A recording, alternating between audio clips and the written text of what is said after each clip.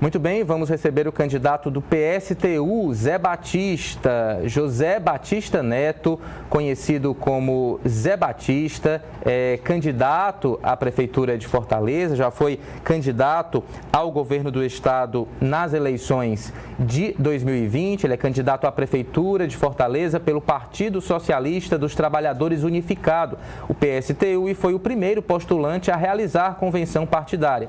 Ele tem como vice em sua chapa Maria Lourdes Gonçalves da Costa, mais conhecida como Malu Costa. Natural de Iguatu, distante 388 quilômetros aqui de Fortaleza, o candidato tem 50 anos e atua como operário da construção civil, tendo sua carreira política toda ligada ao partido de esquerda PSTU. Sua primeira candidatura foi em 2020, mas para vereador da capital cearense. 2 anos depois, Batista se candidatou a governador do Ceará. Em suas pautas está a defesa da classe operária trabalhadora e luta contra o sistema capitalista. No lançamento de sua candidatura, Batista disse estar apresentando uma ideia revolucionária contrária tanto ao bolsonarismo como também ao lulismo. Candidato Zé Batista, muito bom dia, seja bem-vindo. Começo falando então sobre essa sua última candidatura ao governo do estado do Ceará, onde o senhor conseguiu apenas 1.507 votos, ficou atrás da candidatura do PCB, atrás da candidatura da UP, que é a Unidade Popular. A que o senhor atribui um resultado tão ruim nessas eleições e o que o leva a crer que o senhor vai conseguir aumentar a quantidade de votos e ser eleito prefeito aqui em Fortaleza? Muito bom dia. Primeiramente, bom dia a todos e a todas que nesse momento nos acompanham através das redes sociais. Bom dia a todos aqui no estúdio.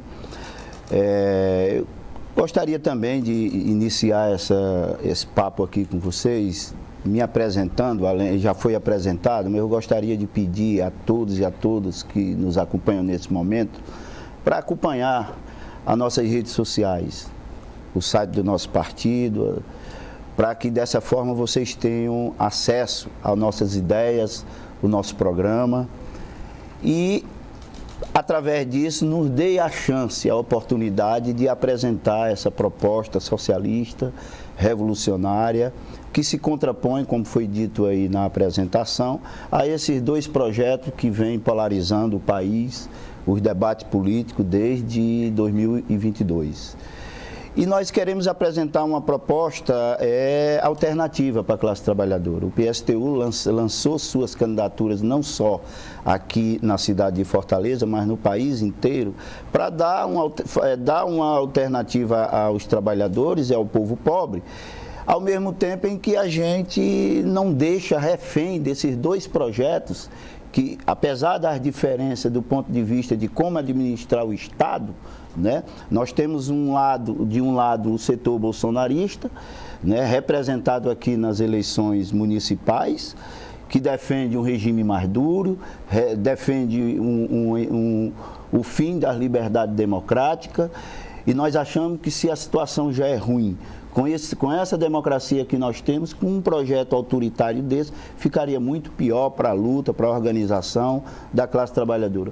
Por um outro lado, nós temos, né, os representantes no país inteiro, nas eleições municipais, os representantes da chamada Frente Ampla, encabeçado pelo PT. Ou seja, nós não temos acordo com esse programa, com essa proposta de frente ampla, porque é uma frente ampla que incorpora, inclusive, aqueles e aquelas que exploram a classe trabalhadora.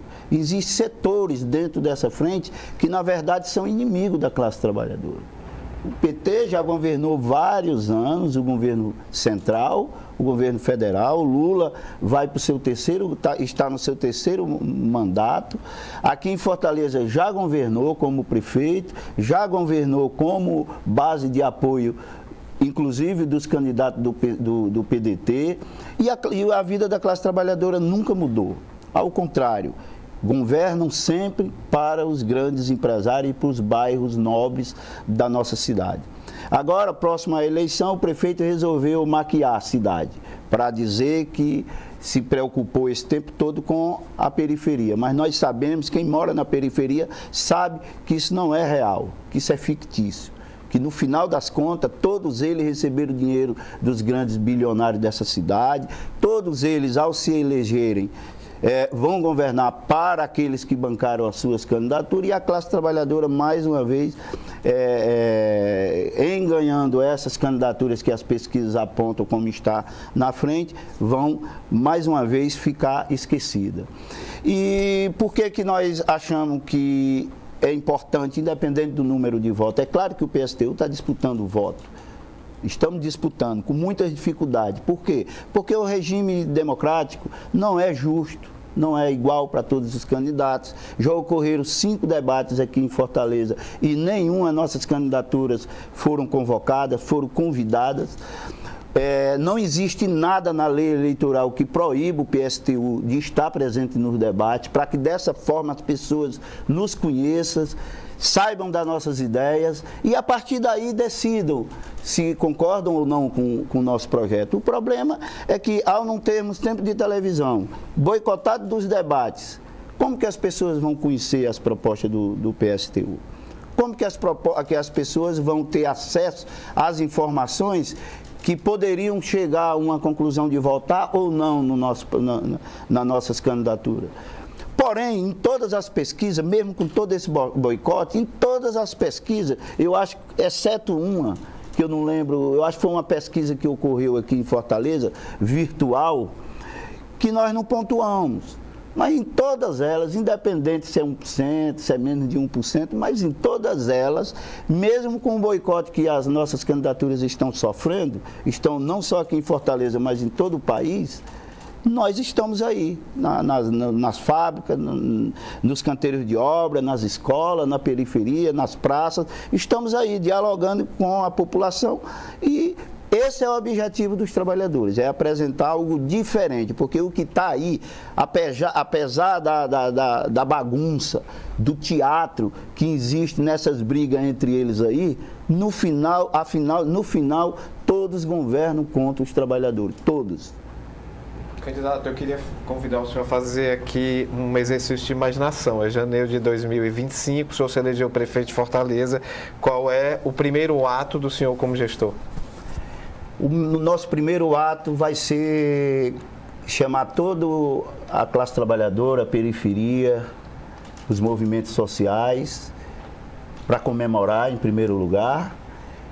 E, a partir daí, organizar os conselhos populares. Nós não vamos ficar refém para governar de uma Câmara de Vereadores que, majoritariamente, serão todos eleitos, bancados pelos grandes empresários. E, como diz o ditado, quem paga a banda escolhe a música.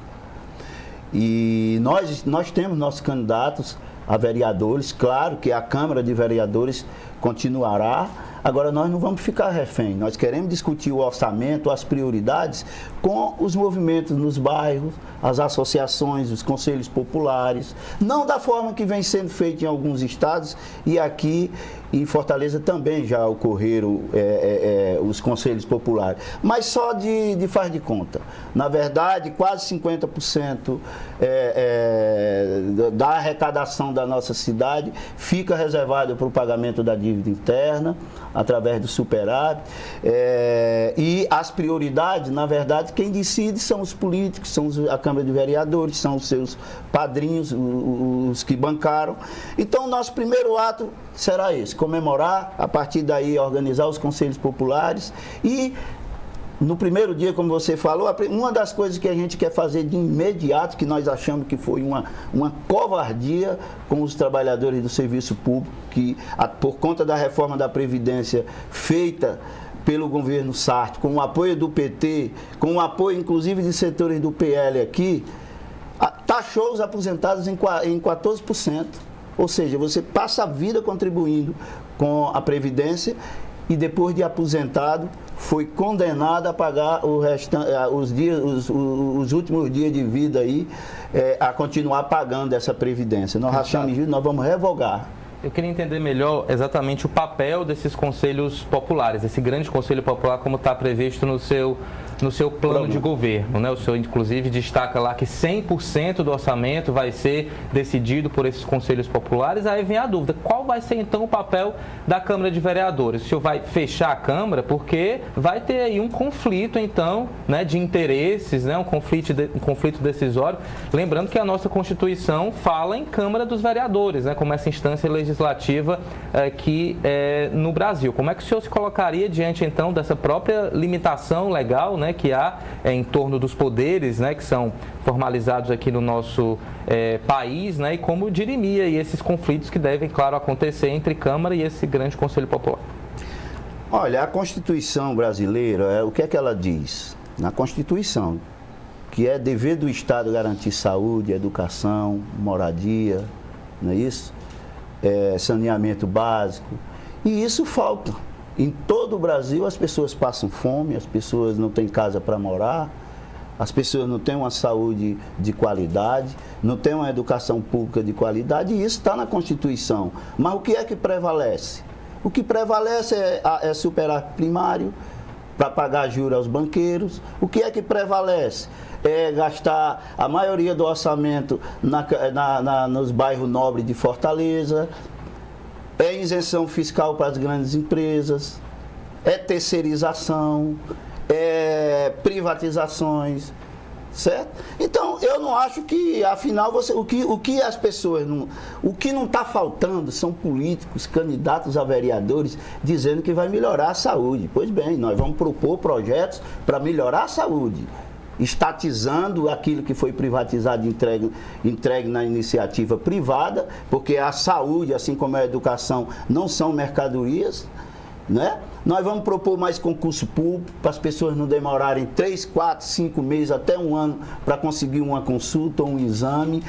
Tudo que nós vamos propor é o que os políticos aí estão prometendo. Por que eles votariam contra?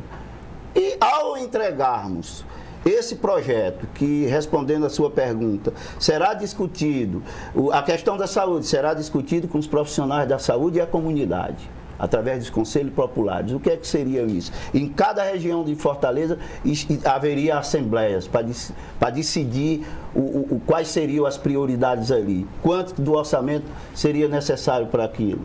E esse projeto seria formalizado em um documento e entregue na Câmara de Vereadores. Como é que o cara está na televisão todos os dias, no rádio, prometendo que vai melhorar tudo, vai transformar Fortaleza em um paraíso e depois vai votar contra? Se votarem contra, nós vamos denunciar. Candidato, nós vamos chamar a classe trabalhadora a se mobilizar contra quem votar contra. Só para ficar claro, os conselhos teriam então um papel, digamos assim, superior ao do legislativo, é isso? Não. Aquilo que fosse decidido pelo Conselho iria estar acima daquilo que a Câmara decidisse ou não? Sim, do ponto de vista das prioridades, sim. Porque eu faço uma pergunta a quem está nos assistindo agora. Quem utiliza o transporte público? Não são a classe trabalhadora, o povo pobre? Quem utiliza as escolas públicas? São o povo pobre, a classe trabalhadora? O transporte? Quem é que não tem casa para morar? Quem é que precisa de uma educação de qualidade? A classe trabalhadora. Então, o Estado tem que estar a serviço dessas pessoas, desse setor da população de Fortaleza. Porque quem tem dinheiro, quem é bilionário aqui, estuda em escolas particulares, muitos mandam os filhos estudar nos Estados Unidos, na Europa. Não, quem fica aqui é a classe trabalhadora, e a classe trabalhadora é quem tem que decidir as prioridades. E como eu disse, os vereadores não podem votar contra uma decisão das comunidades. O senhor sabe que seria muito pressionado, seria minoritário, obviamente, na Câmara, e seria muito pressionado pelo Legislativo. Como é que o senhor reagiria? Faria como Hugo Chávez, iria substituindo paulatinamente, por exemplo, membros do Legislativo, tentaria controlar de alguma maneira o Judiciário também? Não, até porque nós estamos falando de uma prefeitura, nós não estamos falando de uma eleição presidenciária, né, de presidente da República. Né? Primeiro que o regime do Hugo Chávez é uma ditadura. Jamais nós vamos nos espelhar numa ditadura, certo? E como eu disse, o que vai nortear um governo do PSTU serão as demandas mais imediatas da classe trabalhadora, do povo pobre de Fortaleza. Entende? Queria trazer agora a nossa discussão para a realidade do dia a dia da população. Queria começar falando sobre taxa do lixo. Foi instituída pelo atual prefeito José Sarto, foi aprovada na Câmara e muitos candidatos estão prometendo revogar essa cobrança. O que o senhor acha dessa proposta? O senhor também acabaria com a taxa do lixo aqui em Fortaleza? Chegaria, sei lá, até a devolver o dinheiro de quem já pagou? Ou é uma cobrança que o senhor acha que tem que ser mantida? Lembrando que uma parcela rica da sociedade aqui, dos moradores de Fortaleza, paga essa taxa. Olha, primeiro que existe a taxa do lixo e mesmo assim as ruas continuam sujas. Uma das principais medidas em relação a essa questão do lixo, da coleta de lixo em Fortaleza, seria estatizar. Nós tiraríamos essa demanda de Fortaleza das mãos dos empresários. Aqui tem uma empresa que ela sozinha tem 3 empresas terceirizadas da prefeitura, ou seja, contratadas para coletar o lixo de Fortaleza, pagando um salário de miséria aos garis, enquanto a prefeitura ela mesma poderia fazer isso. E em relação à taxa do lixo, a nossa proposta, inclusive, tem no nosso programa que uma das propostas nossas, que só assim na nossa visão é possível garantir saúde, transporte público de qualidade, educação pública de qualidade, saneamento básico, construção de moradias, geração de emprego, construção de postos de saúde, de hospitais, concurso público. Só é possível fazer isso hoje se você tiver dinheiro. E para ter dinheiro tem que taxar as grandes empresas e os bilionários aqui de Fortaleza. É inadmissível. O nosso país hoje tem pouco mais de 200 bilionários. Mas como é que o senhor iria taxar esses bilionários aqui em Fortaleza? Lembrando que muitas dessas demandas fiscais vêm do governo federal, né? Como é que a prefeitura poderia tirar, digamos pode, assim, não pode cobrar a taxa do lixo, dos mais pobres, inclusive, porque proporcionalmente esse debate de imposto, se você faz ele individual, é claro que o bilionário vai dizer, eu pago mais do que você, Zé Batista. Agora, se você pega isso proporcional ao número de habitantes da cidade ou do país, é claro que quem paga mais taxa do lixo em Fortaleza são os mais pobres. Não só a taxa do lixo, mas cobrar lucro sobre o lucro das grandes empresas, imposto sobre o lucro das grandes empresas, imposto sobre o patrimônio.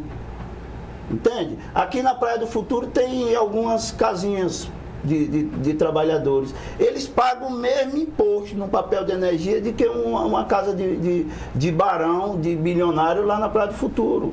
Isso no nosso governo, o que se referir, o que for da parte da prefeitura, nós vamos manter e aumentar a taxação sobre os mais ricos e isentar os pequenos comerciantes, o dono de uma lanchonete, de uma banquinha de tapioca. Então, os ricos continuarão pagando taxa do lixo, por exemplo? Continuarão, e nós ainda vamos taxar as fortunas deles e taxar o lucro que eles têm. Então o senhor não revogaria em princípio? Revogaria a isenção? Revogaria a taxa do lixo de todos os trabalhadores. Só os trabalhadores. A taxa os ricos, os mais ricos, além da taxa do lixo, eles aí, no nosso governo pagariam ainda taxa sobre a fortuna deles e sobre o lucro das empresas deles. Candidato, em relação ao transporte urbano, como é que o senhor pensa? Por exemplo, aqui Fortaleza já teve uma empresa pública. O senhor recriaria essa empresa pública? Estatizaria também transporte? Olha, qual o principal objetivo das empresas de ônibus hoje de Fortaleza e do Brasil? Em sua maioria, que estão nas mãos dos empresários do setor privado? O lucro. E para o dono dessas empresas obterem lucros, e muito mais lucros, as pessoas têm que andar em ônibus superlotados, terminais superlotados. Uma linha que tem 10 ônibus, eles tiram 5, deixam eles tiram 5, ficam só 5. As pessoas ficam em ônibus superlotados. Já ouvi testemunhos de trabalhadores que me disseram que se fadam, cansam, tanto do ponto de vista físico e psicológico, muito mais dentro dos ônibus do que mesmo no local de trabalho. São 2 horas para ir para o trabalho, são 2 horas para voltar no horário de pico. Ou seja, a nossa política era o seguinte: nós vamos reestatizar tudo. tudo sob o controle da prefeitura, dos próprios trabalhadores. Vamos criar uma empresa pública municipal, melhorar as condições de trabalho e de salário da categoria, que ganham hoje pouco mais de 2 salários mínimos. E nós queremos valorizar os profissionais do setor. Então, não há como melhorar o transporte público aqui de Fortaleza e de capital nenhuma que tenha transporte público sem estatizar, criando uma empresa municipal sob controle dos trabalhadores e da prefeitura, claro, e dessa forma a gente garante um transporte público de qualidade, com condições, com melhores condições de viagem, e ao mesmo tempo que a gente valoriza a categoria que hoje vem sendo desvalorizada. Só perguntar ainda sobre transporte, é porque as empresas acabaram com uma figura que para mim era bem importante, que era do cobrador de ônibus. O senhor recontrataria cobradores? Sim. Inclusive, nós atuamos nesse setor de rodoviário, nós temos representação e foi uma luta que a categoria fez, porque o argumento da prefeitura foi que uma das preocupações deles, da prefeitura e dos empresários, era a questão da segurança dos passageiros, mas na verdade não era essa a preocupação. A preocupação era reduzir a folha de pagamento, porque metade da categoria foi eliminada. Muitos desses profissionais, cobradores, hoje mudaram de setor, outros estão trabalhando autônomo, estão trabalhando na uberização, ou seja, em serviços talvez precarizados, né? Que é o tipo de serviço que surge. Candidato, queria continuar falando sobre transporte público. No seu programa de governo, o senhor promete a criação de um sistema de veículos leves sobre trilhos, né? Hoje a gente tem uma linha que liga a Parangaba ao Mucuripe, tem uma linha sendo construída ligando a Parangaba até o aeroporto. Eu queria que o senhor detalhasse mais essa proposta, por onde essas linhas passariam e, claro, se o senhor tem noção do valor, né, que essas obras demandariam dos cofres públicos aqui de Fortaleza. Não, nós não temos noção de valores. Nós não temos noção de valores. A única noção que nós temos, e estamos convencidos, que o problema do trânsito de Fortaleza é justamente esse. É um transporte público de péssima qualidade. Uma das passagens mais caras do nosso país. Então, o que é que as pessoas fazem? Faz um esforço, se endivida 2, 3 anos para comprar uma moto, né? Para poder se livrar do sufoco que é estar nos ônibus, né? E por que isso ocorre? Porque o transporte público não oferece as mínimas condições da pessoa andar de ônibus. Então as pessoas se viram. E o que é que acarreta isso? Um trânsito horrível.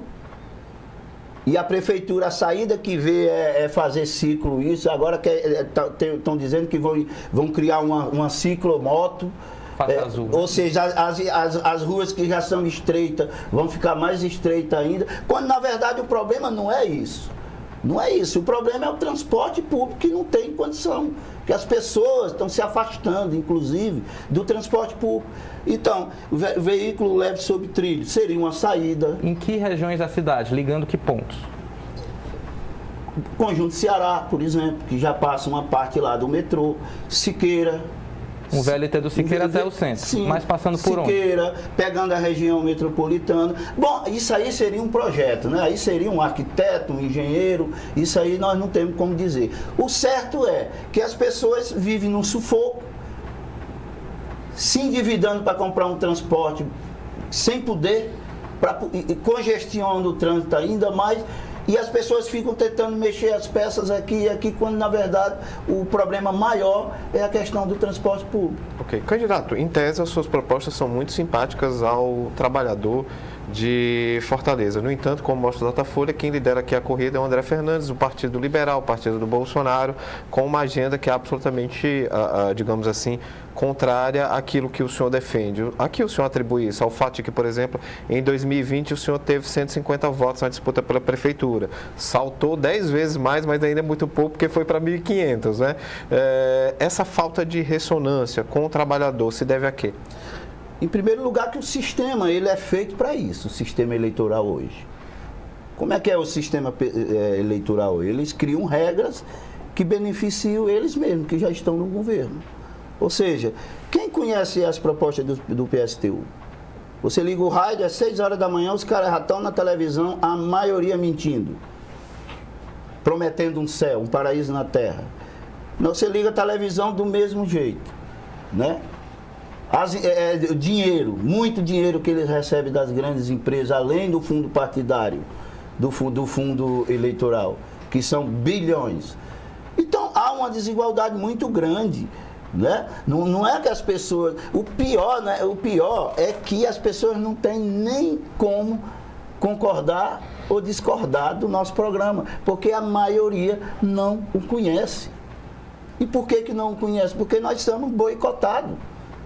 Louvamos muito, agradecemos muito esse espaço aqui, mas comparando com os espaços que tem as grandes candidaturas da burguesia, do grande empresariado aqui, não é nada, você não consegue abarcar. Candidato, o senhor não acredita que esses resultados pequenos, né, resultados eleitorais, também se deve ao fato de o PSTU não ter, digamos assim, modernizado o seu discurso, porque as propostas se repetem ao longo das campanhas, né? Acho que desde os anos 90 o PSTU está ali prometendo as mesmas coisas e parece que isso não soa bem aos ouvidos da população.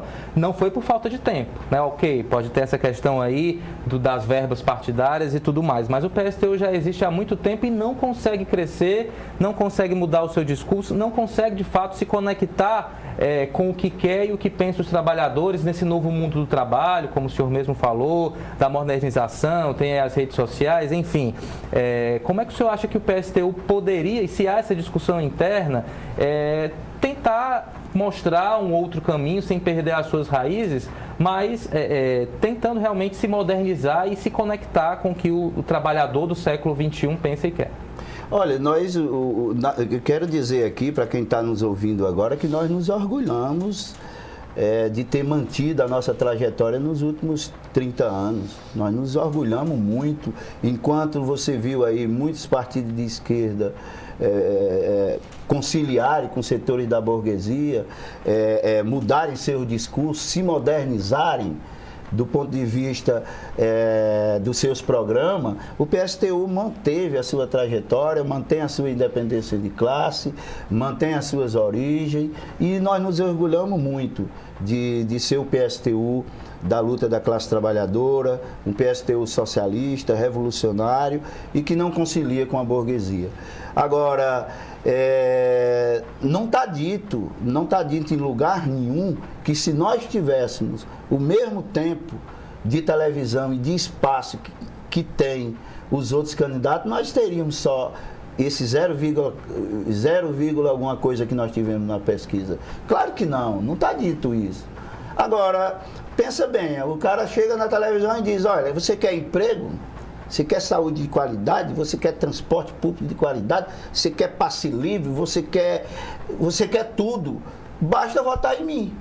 Nós não, nós pedimos o voto dos trabalhadores e ao mesmo tempo em que chamamos ele para lutar, para se organizar através dos seus sindicatos, das suas organizações sociais, dos conselhos populares, porque só dessa forma a vida do trabalhador vai mudar de fato. Candidato, nosso tempo está quase esgotando, 2 minutinhos, Henrique, tem que ser pergunta rápida e resposta rápida. Rapidinho, só para esclarecer, o senhor se declarou pardo em 2022 e branco em 2024, porque houve alguma mudança de entendimento, candidato? Não, eu acho que isso aí, eu me considero pardo.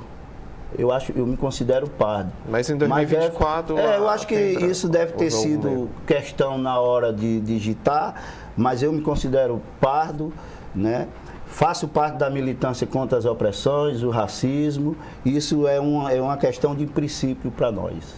Candidato, 30 segundos para essa resposta bem rapidinho. Muitos candidatos estão aí propondo transformar a Guarda Municipal numa polícia municipal. O que o senhor acha dessa proposta? Se o senhor também faria? Olha, primeiro que não é aumentando a repressão, não é com mais polícia que vai resolver o problema da segurança, né, dos crimes que ocorrem em Fortaleza, em vários. É pouco tempo para responder, mas o nosso programa, ele propõe o quê? Ele propõe uma mudança radical no modo de gerir as cidades. Então, se você garante, tem como priorizada a educação, né, de tempo integral, estruturada para a educação física, com professores qualificados, com bons salários, para dar curso e formação científica, tecnológica, né? Ligando esses ensinamentos, a questão da cultura também, ao mercado de trabalho, você vai garantir que os filhos dos trabalhadores hoje se transformem em profissionais, engenheiro, médico, professores, intelectuais, profissionais da área da cultura. Ou seja, só o que vai resolver, no nosso entender, a questão da insegurança não é aumentando a repressão, aumentando o número de policiais, porque se isso resolvesse, já teria resolvido há mais de 50 anos que se propõe isso. Perfeito. 9h10, então a nossa sabatina chega ao fim e eu levo até você a pergunta que vai ser feita a todos os candidatos. Caso o senhor seja eleito, o senhor será o prefeito de Fortaleza na comemoração dos 300 anos aqui da nossa capital em 2026. Sendo prefeito, que presente o senhor já promete aqui agora para a gente que dará à cidade nesses 3 séculos de Fortaleza? Olha, em primeiro lugar, nós vamos reestatizar tudo que foi entregue à iniciativa privada, tanto da área da saúde, como da educação, do transporte público. Esse é um presente, né? Colocar o orçamento a serviço das demandas da classe trabalhadora e do povo pobre de Fortaleza. E quem quiser saber mais das nossas ideias, acompanhe as nossas redes sociais, Zé Batista Oficial, e acompanhe as nossas ideias, porque dessa forma você vai ter a oportunidade de dizer que concorda ou dizer que não concorda. Agora, se você não nos conhece, não sabe do que nós estamos propondo, fica muito difícil. Acompanhe as nossas redes sociais e no dia 6 de outubro vamos votar 16 Zé Batista prefeito. Muito obrigado, candidato, pela sua participação aqui com a gente, né, trazendo as suas ideias e propostas.